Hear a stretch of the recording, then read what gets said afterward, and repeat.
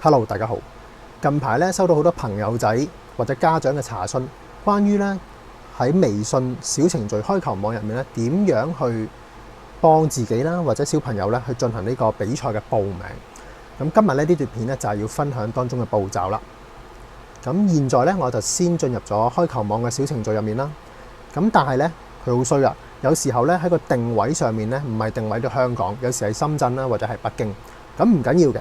咁現在呢個版面咧，左上方有一個地區嘅符號，寫住北京市。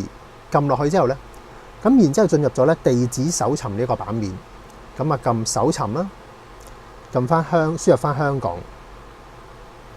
咁咧佢就會進入咗有香港呢個選項啊，撳落去。咁然之後咧就會將呢個版面咧就調整到去香港區嘅比賽。好，咁我現在咧我就試下報乒乓會誌周有得打 U13 幼苗杯嘅賽事嘅，咁去到拉低啲啦，咁啊最近6月7號啦，撳入去，咁撳咗入嚟呢個版面之後咧，佢就會顯示我所選擇嘅比賽嘅章程啦，當中包括咗聯絡人啦、比賽時間、地點同埋一啲歲數啊、價錢等等嘅。咁呢度咧就唔長講啦，因為要講咧都有排講。咁大家咧可以去到搜尋翻自己想要嘅比賽，去了解翻呢個程序。咁我回歸翻正傳先。咁點樣去報名呢？進入到呢個版面之後咧，見到右下方黃色嗰個掣寫住我要報名，咁 click 入去。click 咗入去之後咧，就會見到自己嘅用名啦。嗱，呢個因為我呢個係測試嘅賬號，所以咧我個比賽用名啦，同埋我嘅姓名咧都係叫做香港測試。係啦，手機號碼都唔使理我噶啦，因為都係一個比較隨意嘅號碼。咁要揀翻自己嘅性別啦、出生日期。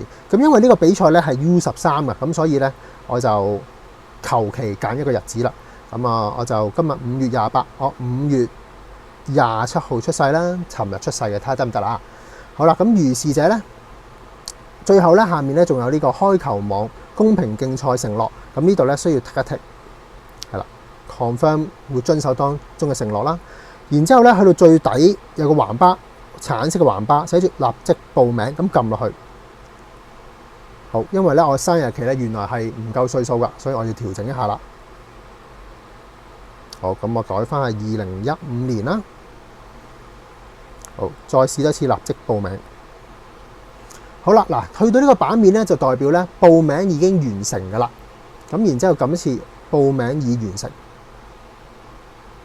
好啦，咁到底點樣知道自己係咪完成咗報名呢？